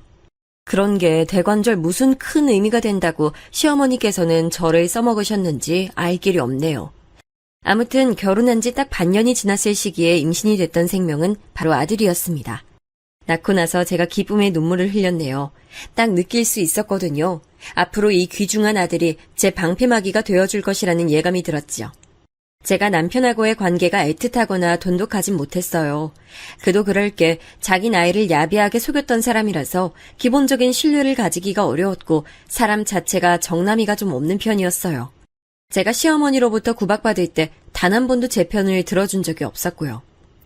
게다가 전 친정 식구들과 사이가 썩 좋진 못했어요. 어쨌든 물보다 진한 피를 나눈 가족이긴 했지만 제 돈을 갚지 않는 등 일련의 사건들을 겪으며 사이가 안 좋게 된 지 오래였으니까요. 제가 낳은 아들이야말로 세상에 유일한 제 분신이며 제 외로움을 알아줄 동반자라는 희망을 품게 된 건 어찌 보면 당연한 수순이었을지도 모르겠습니다. 보수적이었던 시댁이었기에 당연히 제가 딸보단 아들을 낳길 바랐는데요. 제가 떡하니 아들을 낳아버리자 집안에서 제 위치가 좀 달라졌어요. 우선 시아버지께서 손자 타령을 자주 하시는 통에 제가 뿌듯함을 느낄 수 있었고요. 시간이 흐를수록 시어머니께서는 이전과 달리 저에게 함부로 막 하시지 않게 됐어요. 제 아들이 커갈수록 그렇게 된 것이죠. 다정다감과는 거리가 먼 남편을 둔 저로서는 집에서 늘 아들을 애지중지하며 아들에게만 집중했고 또 열심히 놀아줬거든요. 그러니 아들 역시 자연스레 엄마 껌딱지가 되어갔죠. 귀한 손자가 자기 엄마만 바라보니 시댁 식구들이 저에게 태도를 달리할 수밖에 없었을 겁니다. 제 아들은 뿐만 아니라 친정 식구들을 상대할 때도 꺼내 보일 수 있는 유용한 패였어요. 예전에 제 돈을 빌려가 놓고선 갚을 시기가 다가오니까 이런저런 핑계를 대가며 절대 갚지 않았던 제 언니. 자기 시댁에서 몹시도 구박을 받으며 살고 있었거든요. 아마 판단을 잘못해서 자기 시누이들과 대판 싸운 뒤에 상황이 그렇게 되었던 것으로 알아요. 하여간 그런 통에 친정 언니는 자기 시댁 흉을 자주 보면서 자기 처지를 한탄하곤 했는데 그러면서 은근히 저를 끼워 넣는 수법을 그간 써왔습니다. 나도 진짜 죽을 맛이지만 우리 금이 생각하면 내가 또 위안을 얻지. 금이가 아주 앞뒤가 꽉 막힌 시댁을 얻었잖아. 조선 시대가 따로 없던데 나보다 시댁운 없는 우리 금이 생각하면 내가 마냥 속생할 순 없는 것 같아. 언니, 지금 그 말 일부러 내 속 긁어놓으려고 자꾸 그러는 거지? 듣기 좋은 소리도 아닌데 자꾸 가만히 있는 나는 왜 건드려? 어머 얘 성질 봐. 그냥 농담 삼아 한 말인데 왜 발끈하고 난리야. 네가 시댁운이 나보다 없는 건 맞잖아. 언니, 그딴 헛소리 할 여력 있으면 예전에 빌려간 내 돈이나 마저 갚아. 아직 반의 반도 안 갚은 거 알고 있지? 그거 대체 얼마나 된다고 안 갚아? 제가 돈 얘기를 꺼내면 얄밉게 자리를 피하곤 했던 언니였죠. 언니는 저보다 이르게 시집을 갔고 줄줄이 딸만 둘을 낳았는데요. 제가 아들을 낳고 나서 시댁에서의 위치가 점차 달라지면서 저는 언니 앞에서도 전혀 책 잡힐 거리 없이 당당하게 있었습니다. 언니는 셋째 계획 없어? 아무래도 시댁 쪽에서 셋째 낳으라는 소리 할 것 같은데. 내가 그 소리 듣긴 하는데 그건 왜? 사실 요즘엔 둘만 낳아도 충분하다는 게 사회 분위기잖아. 그래서 나도 좀 망설이는 참이야. 언니 시댁도 아들 타령 오지게 한다면서. 그러니 무조건 셋째 낳으라 하는 거지. 딸을 더 낳으라는 게 아니라 아들 낳으라는 의미인 거 언니도 알지? 난 하나만 낳았어도 둘째 셋째 낳으라는 말은 안 듣네. 워낙 시댁 식구들이 아이 봐주는 것도 앞다투어 해주려고 들어서 내가 손 가거나 신경 쓸 것도 없어서 나 요즘 계속 여유롭게 지내. 근데 언니는 요즘 들어 안색이 더 안 좋네? 어제 시댁 다녀왔다면서. 별로 안 좋았나 봐. 제 평생에 저를 놀려먹고 등쳐먹었던 존재가 바로 제 언니였는데 제 얄미운 발언에도 이런 방구도 못하고 입술을 꽉 깨무는 걸 보니 속이 더 시원하더라고요. 저 스스로도 나한테 이런 면이 있었나 싶었네요. 이 모든 걸 가능케 한 존재가 바로 제 아들이라는 건 아주 명확했습니다. 저는 날이 갈수록 아들을 더 아끼고 위해줬죠. 참고로 친정 언니는 그 이듬해에 셋째를 가졌는데 또 딸을 낳았습니다. 그 이후로 자기 시댁에 잘 안 가게 됐다고 하더라고요. 전 반면에 비록 편하진 않지만 제 아들이 이제는 있었기 때문에 어렵지는 않는 심정으로 시댁을 꽤 자주 가는 편이었어요. 갈 때마다 시댁에서 제 아들을 무척 반겨줬고요. 그런 나날을 보내며 저는 생각했죠. 아, 이제서야 결혼 생활을 하는 기분이 나고 사는 맛이 난다고 말이죠. 둘째를 생각한 적도 있었지만 남편과 상의한 끝에 가지기로 했을 때는 바람처럼 결과가 따라주지 않았어요. 그래서 이때 잠시 포기를 했었고 시간이 좀 더 지나서 다시 둘째 생각이 들었을 때 그때는 이제 병원부터 가봤는데 남편이 나이가 있는 만큼 활동성이 꽤 많이 떨어진다는 소견을 받았습니다. 제가 자궁 쪽이 살짝 약한 편이기도 해서 저희 부부는 고심하다가 둘째를 영영 포기하는 쪽으로 가닥을 잡았어요. 아들에게만 올인하기로 결심하기로 마음먹었죠. 어느덧 아들이 중학교 입학을 했을 때였는데 시아버지께서 돌연 쓰러지셨어요. 혈관 질환 때문이었는데 상태가 좀 좋지 않아서 병원에서 주의 깊게 살피면서 입원 생활을 하셨습니다. 제가 또 이때 아들의 위험을 느꼈습니다. 시댁 식구들이 많이 모인 병실에서 주말 낮 시각 제가 아들을 데리고 들어섰는데 단박에 시아버지 표정이 환하게 변하는 게 보였어요. 우리 손자 왔구나. 우리 집안의 미래. 아이, 다들 저리 좀 비켜. 우리 손자 가까이 와야 되니까. 아유, 우리 귀염둥이 하래비한테 어서 와봐. 하래비가 우리 손자 용돈 주려고 기다리고 있었어. 손녀 한 트럭보다 손자 한 명을 중하게 여기시는 시아버지의 태도가 그 손자의 엄마인 저로선 무척 반가웠던 게 본심이었습니다. 저는 아들이 대견하고 기특해서 견딜 수가 없었어요. 잿빛이었던 제 인생에 처음 내리쬐은 밝은 빛이 바로 제 아들이었습니다. 시아버지께선 그때 무사히 퇴원을 하셨지만 이듬해에 돌아가셨어요. 질환은 이길 수 없는 모양이었죠. 아직 시어머니께서 멀쩡히 살아계시기 때문에 이때 섣불리 재산 이야기는 안 나왔고요. 그런데 제 아들이 고등학교를 입학한 직후 시어머니께서 저희 식구를 따로 부르시더라고요. 그 양반이 아무래도 딸보단 아들, 손녀보단 손자 이렇게 위하는 양반이었으니 나도 그 뜻을 따르는 게 맞는 것 같네. 일부를 몰래 따로 증여해 줄 거니까 그렇게들 알고 있어. 정말이세요? 감사합니다, 어머님. 어렵게 결심하셨을 테니까 사양하지 않고 감사하게 받아서 유용하게 잘 쓸게요. 시어머니의 놀라운 결단에 감격한 제가 거듭 인사를 드렸어요. 그런데 옆에서 남편은 마치 당연한 소리를 들었다는 표정으로 덤덤하기 짝이 없었고요. 뒤편의 아들은 지루한지 하품이나 날리고 있었습니다. 감사 인사를 드리는 사람은 끝까지 저 하나였네요. 지금 생각해보면 정말 놀라운 사실은 제 아들이야 손자니까 그렇다 치고 제 남편에게 시어머니께서 아무런 따끔한 지적도 안 하셨다는 겁니다. 그만큼 아들에겐 관대하신 분이었다는 의미겠죠. 저는 시어머니의 관대하지 못한 면모를 많이 접했던 사람으로서 지난 서름이 다 씻겨내리는 듯한 감동을 맛봤어요. 감개무량하더군요. 아들을 낳아서 천만다행이라는 생각을 또 한 번 했습니다. 세월이 더 흐르면서 품 안의 자식은 어느덧 장성했고 사회생활을 하겠답시고 번듯한 직장을 다니더니 어느새 결혼을 입에 올리더군요. 자기도 이제 슬슬 결혼할 생각을 하게 된 나이라고 말이죠. 남편은 친탁을 한 건지 나이가 들면서 건강관리가 필수인 몸이 됐기에 아들을 장가 보내는 게 무척 섭섭했지만 남편 건강을 생각하면 하루빨리 장가 들게 하는 게 낫다는 생각도 들었어요. 저는 며느리감을 깐깐하게 볼 작정이었어요. 절대 결코 아무나 제 아들하고 결혼시킬 수는 없었습니다. 그래서 아들이 결혼하고 싶은 여자라면서 처음 며느리를 데려왔을 때 제가 눈에 불을 켜고 허점이 있나 찾아봤어요. 우선 인상이 참하더군요. 수려한 맛은 없어도 수수한 매력이 있었어요. 키는 보통이라 괜찮았는데 몸이 꽤 마른 듯해서 이건 좀 걱정이었고요. 그런데 제가 딱 눈치로 보건대 왠지 제 아들이 몸 아려운 강아지처럼 옆에서 어쩔 줄을 몰라 하는 기색이었어요. 캥기는 지점이 있다는 뜻이었죠. 이윽고 며느리가 자기 가족 얘기를 꺼냈을 때 저는 아들이 왜 그런 기색을 내보였는지 바로 알 것 같아졌습니다. 며느리의 가족은 이상적인 그림에서 벗어나 있었기 때문이에요. 저희 부모님은 제가 중학교 1학년 때 이혼을 하셨어요. 그 이전에도 별거는 좀 하셨었고요. 네? 이혼? 아니 잠깐, 아가씨는 저희 아들처럼 외동이라고 하지 않았어요? 그럼 그 나이에 부모의 이혼을 겪으면서 아픔을 함께 나눌 형제자매도 없었겠네요. 학교에서 친구는 좀 있었어요? 솔직히 말씀드리자면 별로 없었어요. 2년 사이에 전학을 3번이나 갔었거든요. 부모님하고 이사 다니느라 그렇게 됐어요. 그 바람에 친구를 사귀기가 쉽지 않았습니다. 부모님의 사이가 좋지 않으셔서 자주 싸울수록 저는 눈치 보느라 점점 조용하고 소극적인 성격이 됐어요. 그래서 새로운 친구들에게 먼저 다가가기도 어려웠고요. 저런, 그런 사연이 있었군요. 그럼 부모님이 이혼을 아예 하신 다음에는 누구하고 살았어요? 모친?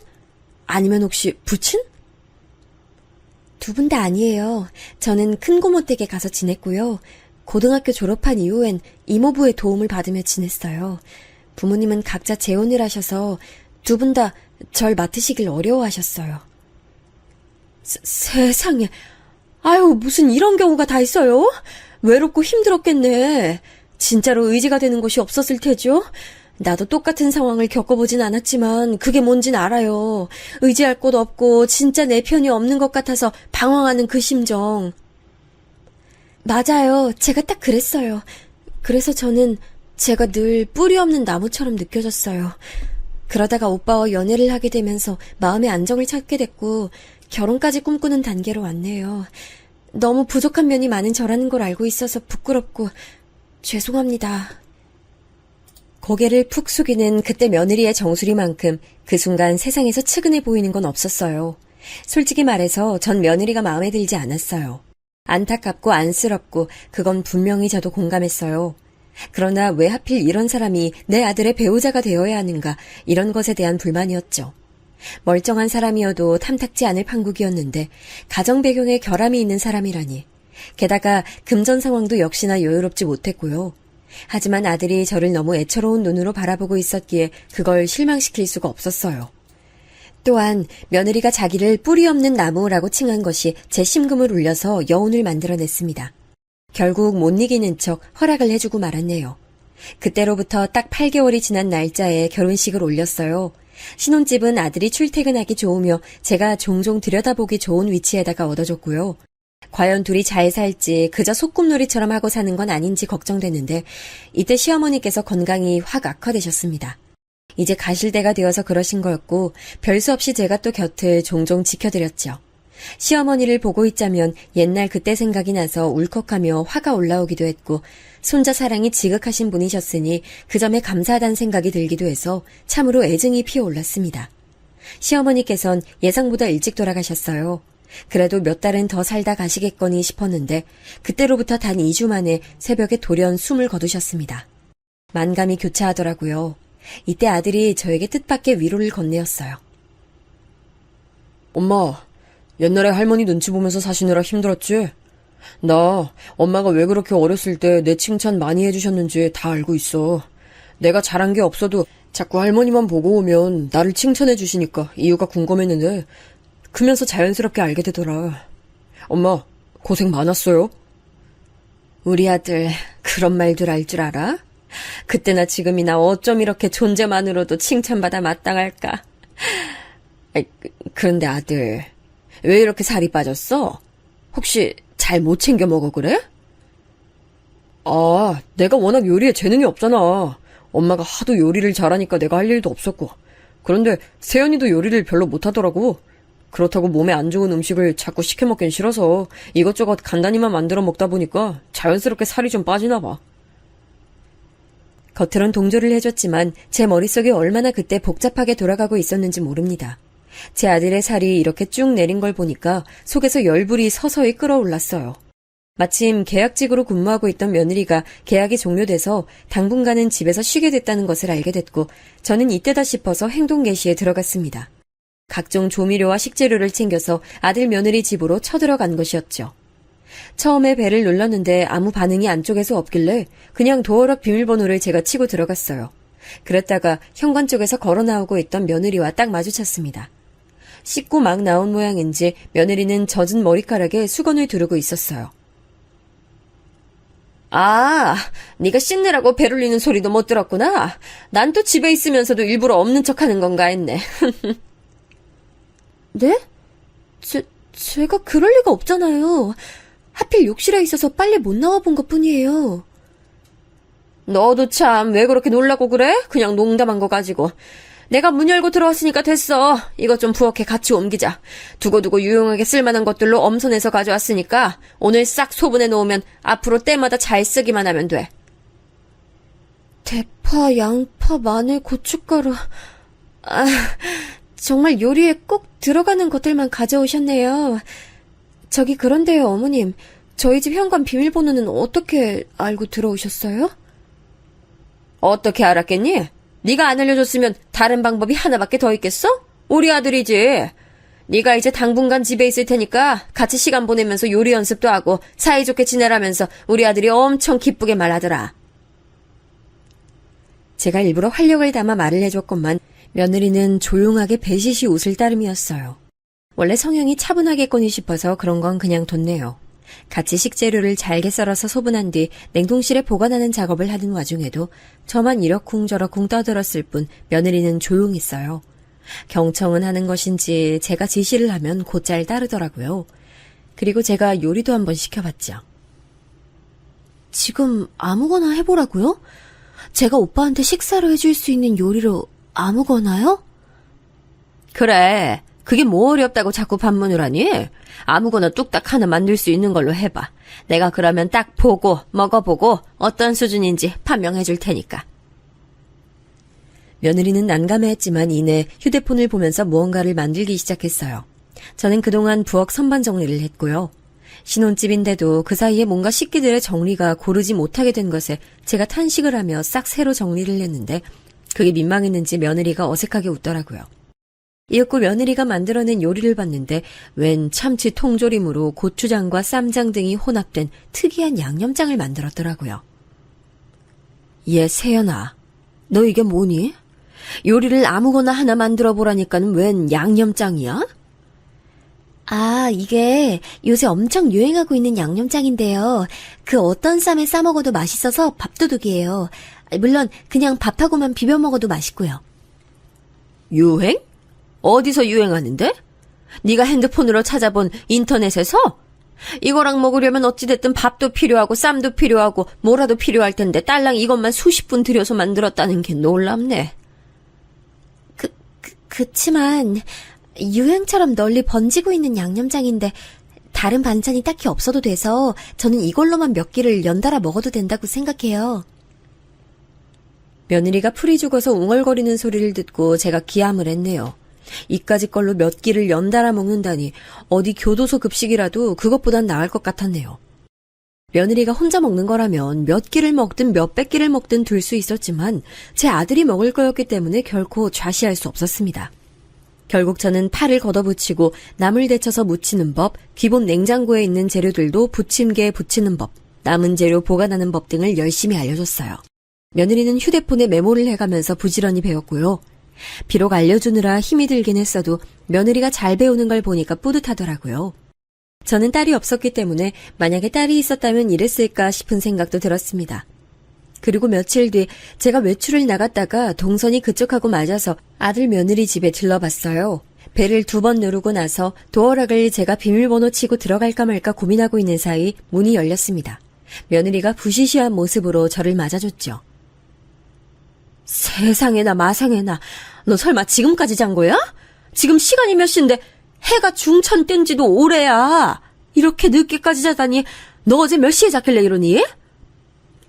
어머님 오셨어요. 그게 제가 외국에서 하는 프로그램을 보다 보니까 시차가 있어서 그게 여기 시간으로는 새벽 4시에 끝나더라고요. 다 보고 잤더니 일어나는 게 조금 늦어졌네요. 아니 뭐 그런 걸 챙겨보는 게 다 있어. 너 그러면 당연하게 우리 아들 아침밥은 건너뛰었다는 거네? 그런 쓸모없는 프로그램은 대체 왜 보는 거야? 너 혼자 사는 것도 아닌데 그런 건 좀 안 보고 살았으면 좋겠네. 집에 시리얼이랑 오트밀 사다 놓은 거 있어서 오빠는 아침에 그거 알아서 먹고 출근했어요. 그 외국 프로그램은 매일 하는 게 아니고 시기가 정해져 있어서 딱 그때만 하고 끝나요. 어쨌든 늦게 일어나서 죄송합니다. 아유, 내가 엎드려 절받길 하려니까 속이 갑갑해지네. 너 아직 그럼 식사도 아직이겠네? 잘됐네. 뭐 좀 만들어 먹자. 넌 나물 한 가지만 무쳐봐. 나머진 내가 다 할 테니까. 지난번에 알려준 것도 있으니 그까짓 거 무치는 건 일도 아니라고 여겼어요. 그런데 잠시 후 며느리가 무친 나물을 먹어보는데 제가 알려준 그 맛이 아닌 거예요. 가만 보니까 다진 마늘부터 너무 통으로 듬성듬성 넣었고 나물의 물기도 꼭 짜여져 있지 않았습니다. 갈 길이 멀다 싶어서 저는 한숨부터 내쉬었죠.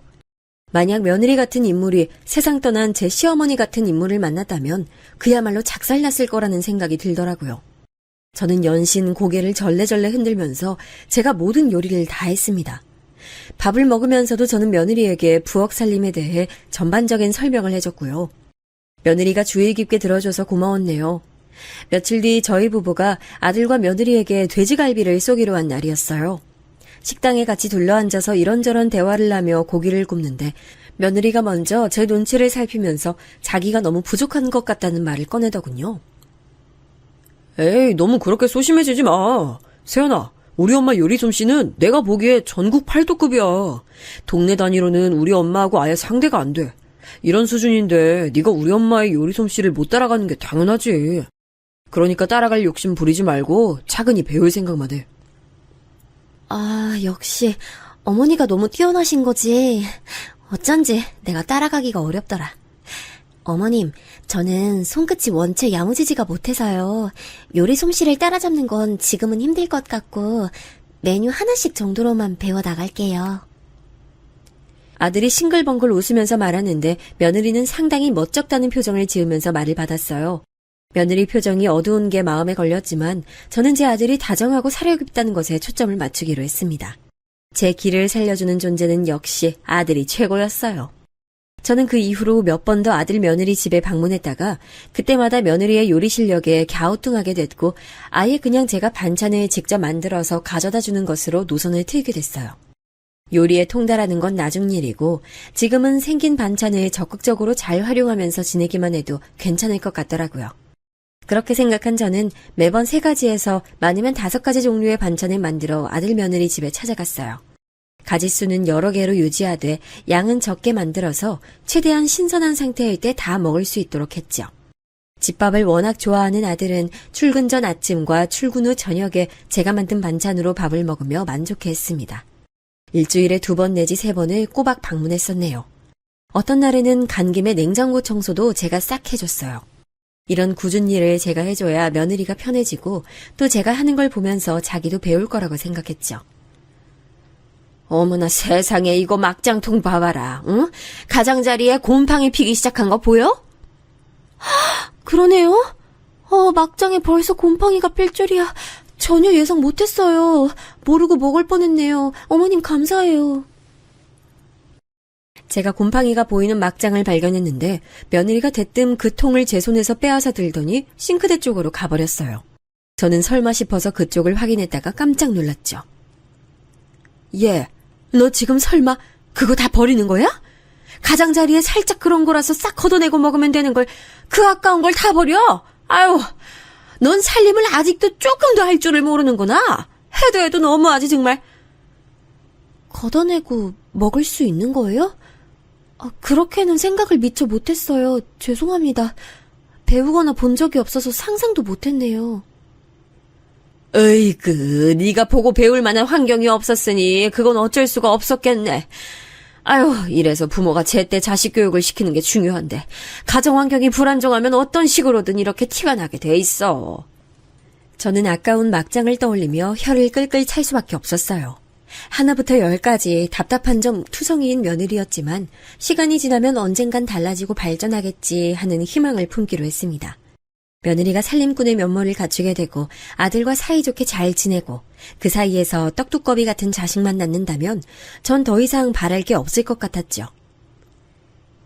이미 버려진 막장 어쩔 수 없으니 다음엔 그러지 마. 냉장고 정리도 다 했으니까 난 가마. 땅콩조림은 오늘 내일까지 다 먹어야 하니까 잊지 말고. 넌 음식 가리지 말고 특히나 잘 먹어야 돼. 그래야 아들을 잘 낳지. 이것저것 가리면서 새침하게 굴면 아이도 잘 안 들어서고 낳아도 딸 낳는 거야.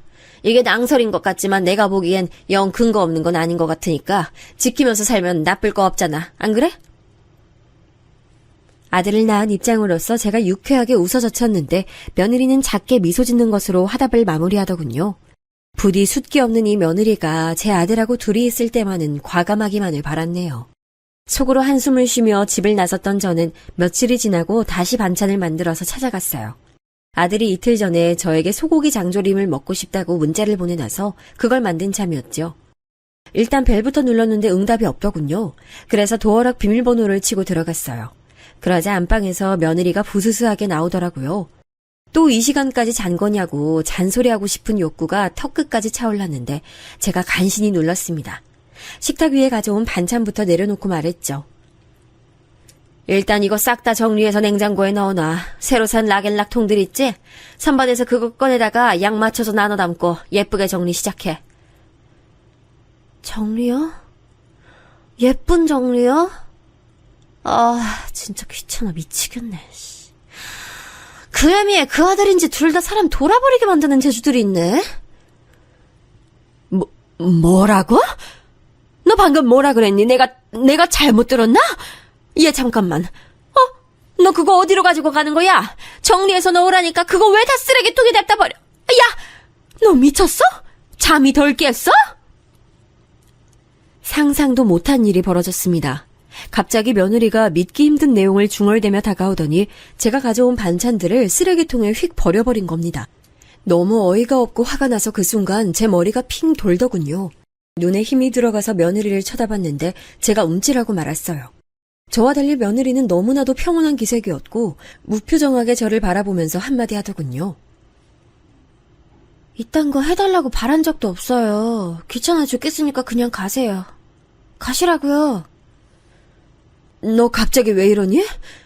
사람이 돌변해서 이러니까 내가 어이가 없어서 상황이 안 믿기네? 못 들으셨어요? 가시라고. 꺼지라고. 제발 나가달라고. 제가 무릎이라도 꿇어야 나갈래요? 며느리의 발언에 저는 속이 차갑게 식는 것을 느꼈고 일단 이 자리에서 벗어나는 게 맞다는 판단이 섰습니다. 며느리는 눈도 깜짝 안 하고 가만히 저를 쳐다보고 있었어요. 반찬 주러 갔다가 난데없이 봉변을 당한 저는 억울하게 나가야만 했습니다. 집으로 돌아가려는데 황당한 분노로 숨이 턱 막히더군요. 그래서 아들에게 장문의 문자를 전송했습니다. 제가 방금 겪은 도저히 믿을 수 없는 상황에 대해 말입니다. 도저히 아들에게 알리지 않을 수가 없었죠. 이런 무서운 인물과 제가 제 소중한 아들을 결혼시켰다니 저는 엄마 실격인 것 같아서 너무 속상했어요. 자책을 하며 하늘을 올려다보고 있는데 잠시 후 아들에게서 전화가 왔습니다. 분명 며느리의 만행에 깜짝 놀라서 화가 난 상태일 거라고 믿었어요. 그런데 아들의 목소리가 가라앉아 있더군요. 엄마, 안 그래도 내가 할 말이 있었는데 요즘 회사 일도 정신이 없고 해서 내가 엄마한테 얘기하는 걸 깜빡했어. 세연이하고 내가 일이 좀 있었거든. 아들, 목소리가 왜 그래? 그럼 둘이 설마 싸워서 냉전 상태였어? 내가 안 좋은 시기에 세연이 심기 건드려서 아까 그 사태가 난 거야? 아니 엄마, 그것도 그건데 근본적으로 세연이하고 내가 싸운 이유는 엄마 때문이에요. 나 때문이라니 갑자기 그게 무슨 소리야, 우리 아들. 엄마 괜찮으니까 머뭇거리지 말고 정확히 다 얘기해줘봐. 나 때문이라니. 나 때문에 부부싸움을 해온 거야? 엄마가 자꾸 집에 불쑥불쑥 찾아오고 집안 활보하고 아무데나 다 뒤적거리면서 참견하고 매번 잔소리 늘어놓고 이러는 것들, 세연이는 그게 너무 싫었나 봐. 워낙 예민하고 섬세한 성격이기도 해서 그걸 부담스러워했고, 난 우리 엄마가 좋은 의도로 그러시는 걸 나쁘게 받아들이지 말라면서 세연이한테 맞서느라 우리가 계속 몇 번 다퉜어. 그래도 나는 어쨌든 사랑하는 우리 엄마 편이라서 세연이가 변해야 한다고 생각했는데 이틀 전에 말다툼하다가 알아버린 거야. 세연이가 스트레스를 너무 많이 받아서 정신과 약 복용하고 있다고. 하마터면 저는 핸드폰을 손에서 떨어뜨릴 뻔했네요. 저로 인해 지난 몇 달간 참고 또 참아온 며느리가 정신과 약까지 복용 중이라는 사실은 엄청난 충격이었습니다. 손이 덜덜 떨려왔어요. 아들이 한숨과 함께 털어놓은 내막. 며느리는 불우한 가정환경을 겪었던 탓에 자기만의 공간, 안식처 이런 개념에 아주 예민한 사람이었던 겁니다. 그렇기에 제가 며느리만이 온전히 누릴 수 있는 시각에 멋대로 없이 예고도 없이 늘 쳐들어갔던 게 화근이 됐나 봐요. 이혼한 부모 양쪽에게서 버림을 받았던 며느리는 늘 인내하면서 어른의 눈치를 보고 참는 것이 능사라고 익혀왔기에 저와의 관계도 좋게 출발하고 싶어 참아왔던 모양입니다. 이젠 너무 지치고 힘들어서 세연이 다 포기하고 싶은 생각까지도 든다고 하더라. 근데 난 또 세연이가 너무 비약적인 말을 하는 것 같아서 공감이 안 가는 거야. 난 엄마의 사랑만 듬뿍 받고 자라서 솔직히 세연이의 그런 정신적 아픔을 모르겠더라고. 근데 약 먹고 있다고 밝히는 세연이 표정이 정말 세상의 허물을 다 끌어안는 모습이었어요. 엄마, 나 어떡하면 좋을까? 우리 아들, 우선 절대 자책은 하지 말고 우리 아들 잘못 아니니까 다 엄마 잘못이니까 엄마가 해결할 거야. 엄마가 미안해.